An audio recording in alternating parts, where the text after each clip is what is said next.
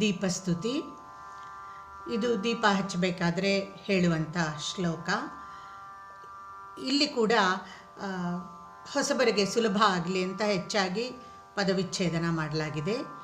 ಶುಭಂ ಕರೋತಿ ಕಲ್ಯಾಣಂ, ಶುಭಂ ಕರೋತಿ ಕಲ್ಯಾಣಂ, ಆರೋಗ್ಯಂ ಧನ ಸಂಪದಃ, ಆರೋಗ್ಯಂ ಧನ ಸಂಪದಃ, ಶತ್ರುಬುದ್ಧಿರ್ವಿನಾಶಾಯ, ಶತ್ರುಬುದ್ಧಿರ್ವಿನಾಶಾಯ, ದೀಪರ್ಜ್ಯೋತಿ ನಮೋಸ್ತುತೆ, ದೀಪರ್ಜ್ಯೋತಿ ನಮೋಸ್ತುತೆ.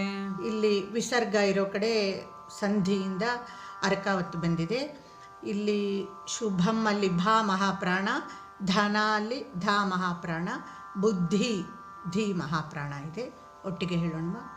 ಶುಭಂ ಕರೋತಿ ಕಲ್ಯಾಣಂ, ಆರೋಗ್ಯಂ ಧನ ಸಂಪದಃ, ಶತ್ರುಬುದ್ಧಿರ್ವಿನಾಶಾಯ, ದೀಪರ್ಜ್ಯೋತಿ ನಮೋಸ್ತುತೆ.